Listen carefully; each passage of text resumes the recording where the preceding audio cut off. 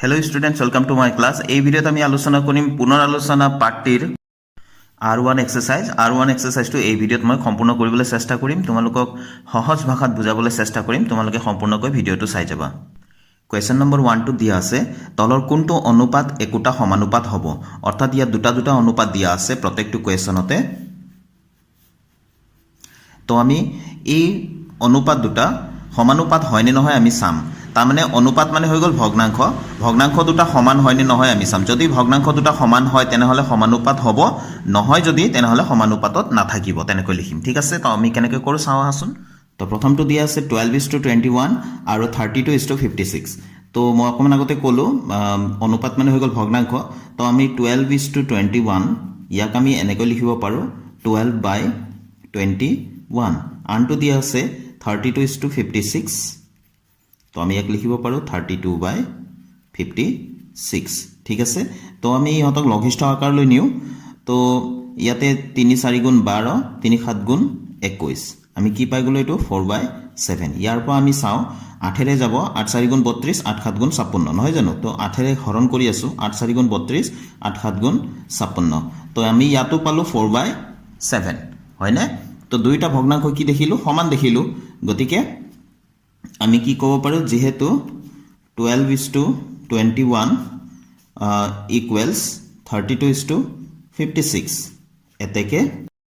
সমানুপাত হ'ব। এই ধৰণে আমি লিখি দিম। আমি দ্বিতীয়টো ষ্টাৰ্ট কৰোঁ। তো মই কুৱেশ্যনটো লিখি ল'লোঁ 18:30 আৰু 14:21 দিয়া আছে দ্বিতীয়টোত। তো সমাধানত আমি লিখিলোঁ 18:30 মানে 18/30 লিখিব পাৰোঁ, আৰু 14:21 মানে 14/21 বুলি লিখিব পাৰোঁ। এতিয়া ওপৰৰ ভগ্নাংশটোত ইয়াত লক্ষ্য কৰা 18 আৰু 30 আছে। তো আমি 6 দি কাটিব পাৰোঁ। 6 3 = 18 আৰু 6 5 = 30। তো 6 3 গুণ 18, 6 5 গুণ 30। তো আমি পাই গ'লোঁ, আৰু ইয়াত কটাকটি কৰিব নোৱাৰোঁ। তো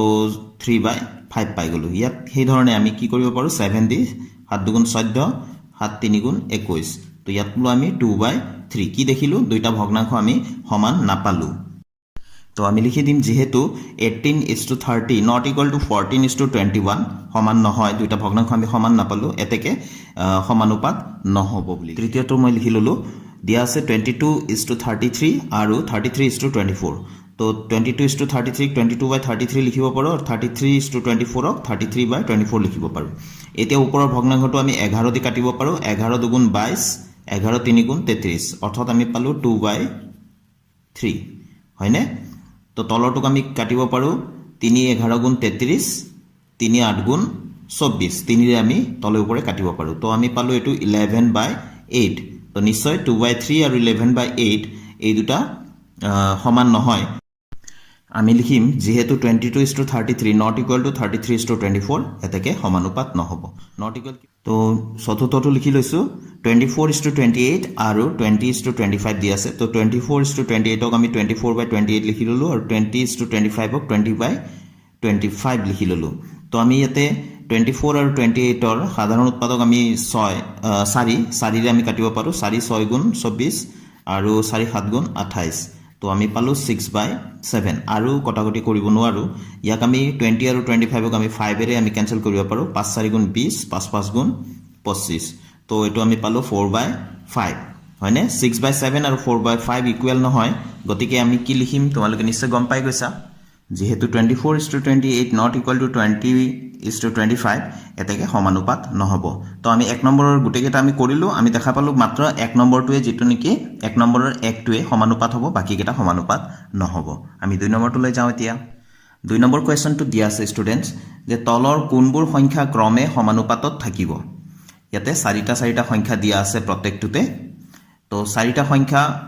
সমানুপাতত থাকিব নে নাথাকিব ক্ৰমে, সেইটো আমি চেক কৰিব লাগে। 1 নম্বৰ কুৱেশ্যন আৰু 2 নম্বৰ কুৱেশ্যনটো একে, যদিও ইয়াত দিয়া আছিলে 2টা অনুপাত, ইয়াত দিয়া আছে 4টা সংখ্যা। গতিকে এইটো আমি যি ধৰণে কৰিছিলোঁ এইটো সেই ধৰণে আমি কৰিব নোৱাৰিম, এইটো আমি অলপ বেলেগ ধৰণে কৰিম। চাবা কেনেকৈ কৰিম, একেবাৰে সহজ এইবোৰ। তো আমি প্ৰথমটো আমি লিখি লৈছোঁ 2 নম্বৰ এইটো 2 6 6 8 এই 4টা সংখ্যা দিয়া আছে, ক্ৰমে সমানুপাতত থাকিব নে নাথাকে আমি চেক কৰিব লাগে। তো ইয়াত এনেকুৱা 4টা সংখ্যা যদি দিয়া থাকে, সদায় মাজৰ দুটা পূৰণ কৰিম, আৰু এই চাইডে থকা আমি পূৰণ কৰিম। ঠিক আছে, তো প্ৰথমতে চাইডে দুটা পূৰণ কৰোঁ। আমি কি কি আছে 2 আৰু 8 আছে, এই দুটা পূৰণ কৰিলোঁ, কিমান হ'ব 16, আৰু মাজৰ দুটা 6 × 6 পূৰণ কৰিলোঁ, কিমান পালোঁ 36 তো আমি কি দেখা পালো যেহেতু 2 into 8 আমি পূৰণ কৰিলে যিমান পাওঁ 6 আৰু 6 পূৰণ কৰিলে সিমান নাপাওঁ মানে সমান নহল এতেকে এইকেইটা সমানুপাতত নাথাকিব তো লিখি দিলো এতেকে 2 6 6 8 ক্ৰমে সমানুপাতত নাথাকে সিম্পল আমি নেক্সটলৈ যাওঁ তো আমি 2 নম্বৰটো লিখি ললো 10 20 30 আৰু 60 দিয়া আছে তো মই যি ধৰণে কৈছিলো সেই ধৰণে ইয়াতে পূৰণ কৰিছো একেবাৰে সাইডৰ দুটা পূৰণ কৰিলো 10 আৰু 60 আৰু মাজৰ দুটা 20 আৰু 30 পূৰণ কৰিছো কিমান পাম প্ৰথমটোত 600 পাম আৰু দ্বিতীয়টোতো আমি 600 পাম পূৰণ কৰিলে হয়নে তো আমি কি পালো আমি পালো এই দুটা সমান পালো যেহেতু 10 into 60 equals 20 into 30 তো এতেকে 10 20 30 60 ক্ৰমে সমানুপাতত থাকিব তো আমাক সি নম্বৰটো দিয়া আছে p pq p square q আৰু q স্কয়াৰ তো আমি নিয়ম মতে প্ৰথমটো আৰু একেবাৰে শেষৰটো p আৰু q স্কয়াৰ পূৰণ কৰি আছো আৰু মাজৰ দুটা পূৰণ কৰি আছো pq into p square q তো p আৰু q স্কয়াৰ পূৰণ কৰিলে আমি পাওঁ pq স্কয়াৰ হয়নে আৰু এই দুটা পূৰণ কৰিলে p আৰু p ইয়াত p স্কয়াৰ আছে ইয়াতে p আছে অৰ্থাৎ p তিনিটা হৈ যাব পাৱাৰত 3 আৰু q পূৰণ হলে দুটা q পূৰণ হৈছে তো q স্কয়াৰ হৈ যাব তো নিশ্চয় এই দুটা সমান নহয় তো আমি লিখি দিম যেহেতু p into q square not equal to pq into p square q তো এতেকে p pq p square q square ক্ৰমে সমানুপাতত নাথাকে 2 নম্বৰৰ d টো লিখি লৈছো ইয়াতে আছে 6 20 4 আৰু 30 তো আমি নিয়মতে সাইডৰ দুটা 6 আৰু 30 পূৰণ কৰিম আৰু মাজৰ দুটা পূৰণ কৰিম 20 আৰু 4 তো 6 আৰু 30 পূৰণ কৰিলে 180 পাওঁ আৰু 20 আৰু 4 পূৰণ কৰিলে আমি কিমান পাওঁ 80 পাওঁ তো কি দেখিলো দুটা সমান নহয় তো আমি লিখিব পাৰিম যেহেতু 6 into 30 not equal to 20 into 4 তো এতেকে 6 20 4 30 ক্ৰমে সমানুপাতত নাথাকে অতি সহজ আছিল হয়নে গুটেকেটা এতিয়া ষ্টুডেন্টস আমি কোৱেশ্চন নম্বৰ 3 লৈ আইছো ইয়াত দিয়া আছে খালি ঠাই পুৰুৱা 1 নম্বৰ আৰু 2 নম্বৰ দুটা কোৱেশ্চন আছে 3 নম্বৰত প্ৰথমটো দিয়া আছে বৃত্তৰ কালি যাক a ৰে বুজোৱা হৈছে পাই r স্কয়াৰ আমি জানো বৃত্তৰ কালি পাই r স্কয়াৰ যত পাইটো এটা ধ্ৰুৱক আৰু r হৈ গল বৃত্তটোৰ ব্যাসাৰ্ধ মানে নিশ্চয় জানা কেন্দ্ৰ আৰু বৃত্তটোৰ যিকোনো এটা বিন্দু সংযোগ কৰি থকা ৰেখাখণ্ডটোৱে হল ব্যাসাৰ্ধ বৃত্তৰ হয়নে তো বৃত্তৰ কালি a equal to pi r square আমি জানো যদি a বাঢ়ে তেন্তে r ড্যাশ দিয়া আছে তো বাঢ়িব নে কমিব আমি লিখিব লাগে ঠিক আছে তো যদি কালিটো যদি বাঢ়ে তো বৃত্তটোৰ ব্যাসাৰ্ধটো বাঢ়িব নে কমিব হেতু লিখিব লাগে আৰু কৈছে যদি কমে r কমে তেন্তে কালি a টো বাঢ়িব নে কমিব হেতু লিখিব লাগে তো মই তোমালোকক আইডিয়া এটা দিবলৈ চেষ্টা কৰি আছো বৃত্ত এটা আঁকি লৈছো এটো তো বৃত্তৰ কালি মানে হৈ গল বৃত্তটোৱে আগুৰি থকা ঠাইখিনি বৃত্তটোৰ কালি বুলি কোৱা যায় ঠিক আছে কালি মানে হল যিকোনো এটা বস্তুটোৱে যিমান ঠাই আগুৰি থাকে হেতুৱে হল সেই বস্তুটোৰ কালি তো বৃত্তটোৰ এতিয়া ব্যাসাৰ্ধটো কোনটো বৃত্তটোৰ কেন্দ্ৰ এটা থাকিব নিশ্চয় যত কম্পাসৰ কাটাটো ভৰাই আমি বৃত্তটো আঁকো তো কেন্দ্ৰটো আৰু বৃত্তটোৰ যিকোনো এটা বিন্দু সংযোগ কৰি থকা এই ৰেখাখণ্ডডালেই হল বৃত্তটোৰ ব্যাসাৰ্ধ ঠিক আছে ইয়াক আমি r ৰে বুজাও স্মল r ৰে বুজোৱা যায় ঠিক আছে তো এতিয়া বৃত্তৰ কালি যদি ইমানটো আছে এইখিনি আছে বুলি ধৰি লৈছো তেতিয়া r ইমান ছুটি আছে হয়নে বৃত্তৰ কালি যদি আমি বঢ়াই দিও ক্ষেত্ৰফলটো যদি আমি ডাঙৰ হৈ যায় নিশ্চয় r টো ডাঙৰ হ'ব দেখিছা ইয়াত ইমান ছুটি r আছিল ইয়াত দীঘল হৈ গল তো বৃত্তৰ কালি যদি বাঢ়ি যায় তেনেহলে r টো বাঢ়িব আকৌ বিপৰীতভাৱে যদি r টো যদি কমি যায় r টো যদি সৰু হৈ যায় তাৰমানে এটো r টো এটো ইয়াত আৰু এই r টো দুটাৰ মাজত কোনটো সৰু এটো সৰু হলে বৃত্তটোৰ কালিও কম হ'ব হয়নে তো বৃত্তটোৰ কালি যদি বাঢ়ে r টো বাঢ়িব r টো যদি কমি যায় তেনেহলে বৃত্তৰ কালিও কমিব গতিকে আমি আনসাৰ দুটা পাই গৈছো নিশ্চয় তো আমি ইয়াত লিখিম তোমালোকে নিজে লিখি লবা যদি a বাঢ়ে অৰ্থাৎ কালি বাঢ়ে বৃত্তটোৰ কালি যদি বাঢ়ে তেন্তে r বাঢ়িব যদি r কমে অৰ্থাৎ বৃত্তটোৰ ব্যাসাৰ্ধটো যদি কম হয় সৰু হয় তেন্তে a কমিব এতিয়া আমি কোৱেশ্চন নম্বৰ 3 ৰ 2 নম্বৰটোলৈ আহো ইয়াত দিয়া আছে এখন গাড়ীৰ ভ্ৰমণৰ সময় t আৰু দূৰত্ব d সম্বন্ধটো তলৰ তালিকাত দিয়া ধৰণৰ t আৰু d এয়া টিৰ মান এনেকে দিয়া আছে ডিৰ মান এনেকে দিয়া আছে ভালকৈ লক্ষ্য কৰিলে দেখা পাও টিৰ মান ক্ৰমে বাঢ়ি গৈছে সেই ধৰণে ডিৰ মানো ক্ৰমে বাঢ়ি গৈছে গতিকে এই সম্বন্ধটো হৈ গল প্ৰত্যক্ষ সমানুপাত সম্বন্ধ এটো কোৱা যায় প্ৰত্যক্ষ সমানুপাতত আছে বুলি জনা যায় বা প্ৰত্যক্ষভাৱে টি আৰু ডি বিচৰণ কৰে বুলি আমি ইয়াতে জানিব লাগিব ঠিক আছে তো এটা প্ৰত্যক্ষ সমানুপাত থাকে এটা ব্যস্তানুপাত থাকে আমি 3 নম্বৰ কুৱেশ্যনত এইটো প্ৰত্যক্ষ সমানুপাত পাই আছো আমি 4 নম্বৰ 5 নম্বৰ কুৱেশ্যনটোত আমি ব্যস্তানুপাত আমি পাওঁ তেতিয়া আমি ব্যস্তানুপাতটো তাতে আমি চাই লম ইয়াতে প্ৰত্যক্ষ সমানুপাতত কি আছে দুটা কোৱান্টিটি যদি দিয়া থাকে তেনেহলে এটা বাঢ়াৰ লগে লগে আনটো বাঢ়িব লাগিব ঠিক আছে তাৰ মানে একত গৈ আছে 4 যেতিয়া t1 আছিল d আছে 4 যেতিয়া t2 হৈছে d আছে 8 সেই ধৰণে ইয়াত 3 হোৱাৰ লগে লগে 12 হৈছে 4 হোৱাৰ লগে লগে 16 হৈছে অৰ্থাৎ t2 যেতিয়া ক্ৰমে বাঢ়ি গৈছে d2 বাঢ়ি গৈছে এই ধৰণৰ সম্বন্ধক আমি কি কওঁ প্ৰত্যক্ষ সমানুপাত বুলি কওঁ আৰু t আৰু d প্ৰত্যক্ষভাৱে বিচৰণ কৰা বুলি কওঁ এতিয়া ইয়াত প্ৰশ্নটো হৈ গল খালি ঠাই পুৰোৱা ইয়াতে কিছুমান খালি ঠাই দিয়া আছিল ইয়াতে প্ৰশ্ন হিচাপে দিয়া আছে ইয়াতে abcd কৈ t আৰু d এ আমি কি লিখিম এতিয়া তেনেহলে মই কলোৱে প্ৰত্যক্ষভাৱে বিচৰণ কৰে কি লিখিম প্ৰত্যক্ষভাৱে বিচৰণ কৰে ঠিক আছে নিশ্চয় লিখিব পাৰিবা প্ৰত্যক্ষভাৱে বিচৰণ কৰে t হল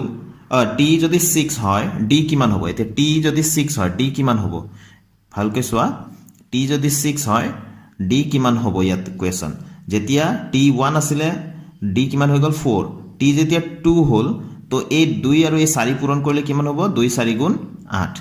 3 হতে 3 আৰু এই 4 পূৰণ কৰোতে 12 গতিকে ইয়াত 6 আছে 6 টো এই 4 প্ৰথমটো যেটো আছে 4 ৰ লগত পূৰণ কৰি দিয়ে কিমান হ'ব 6 4 গুণ 24 ঠিক আছে গতিকে t6 হলে d কিমান হ'ব 24 ঠিক আছে তোমালোকে নিজে লিখি লব পাৰিবা 24 আৰু d28 হলে d যেতিয়া 28 আছে তেনে হলে t ৰ মান কিমান হ'ব নিশ্চয় ইয়াতে 7 হ'ব নহয় জানো এইটো 4 টোৰে আকৌ এই 28 ক আমি ডিভাইড কৰি দিম 4 7 গুণ 28 ইয়াতে কিমান হ'ব 7 হ'ব যদি আমি ইয়াত কি দি আছে t28 হলে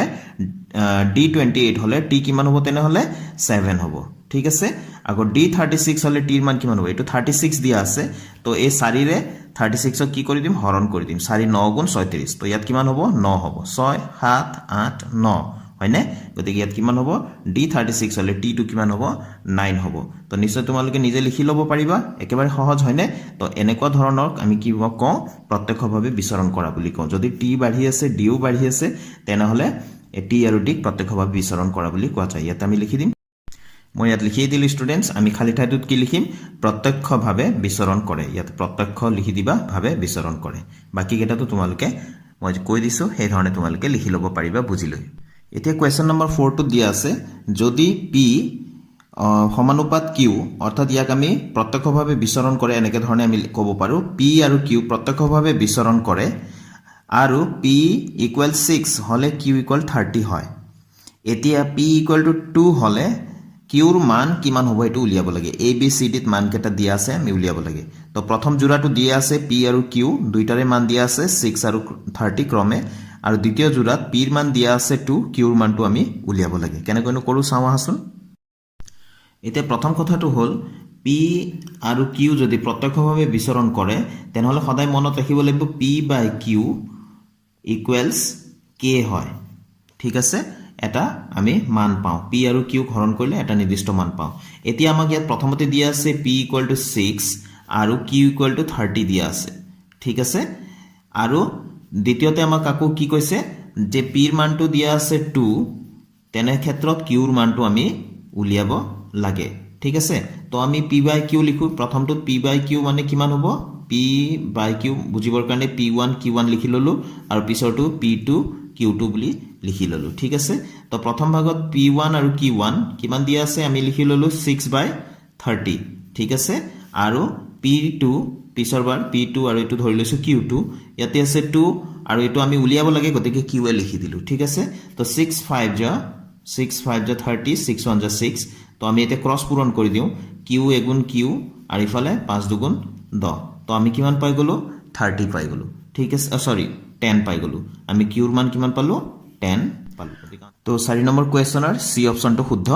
এতিয়া 5 নম্বৰ কোৱেশ্চনটোলৈ আহো তলৰ তালিকাখনৰ খালি ঠাইত y ৰ মান কিমান হ'ব উলিয়াব লাগে x ৰ মান একেটা দিয়া আছে y ৰ মান একেটা দিয়া আছে তো মই কোৱেশ্চন নম্বৰ 3 ৰ 2 নম্বৰটো আলোচনা কৰিতে কৈছিলো যে 5 নম্বৰটো এটো ব্যস্তানুপাতিক কোনটো কয় x আৰু y দুটা ইয়াতে দিয়া আছে তো এক্সৰ মান যেতিয়া বাঢ়িব ৱাইৰ মানটো চোৱাচোন ক্ৰমে কমি গৈছে এক্স যেতিয়া 1ৰ পৰা 2 হ'ল 2ৰ পৰা 4 হ'ল 4ৰ পৰা 8 হ'ল কিন্তু ইয়াত 32ৰ পৰা 16 হ'ল 16ৰ পৰা 8 হ'ল 8ৰ পৰা নিশ্চয় ইয়াতে 8তকৈ সৰু ভ্যালু আহিব গতিকে এই মানটো আমি উলিয়াব লাগে ব্যস্ত অনুপাতত আমি কি কৰিম এতিয়া ইয়াত চোৱা 1 x যেতিয়া 1 আছিল y 32 হ'ল x যেতিয়া 2 আছিল y কিমান হৈ গ'ল 16 হৈ গ'ল তাৰমানে এই 2 ৰে 32 হৰণ কৰি দিয়ে কিমান পাবা 16 পাবা একে ধৰণে এই 4 ৰে 32 হৰণ কৰা কিমান পাবা 8 পাবা একে ধৰণে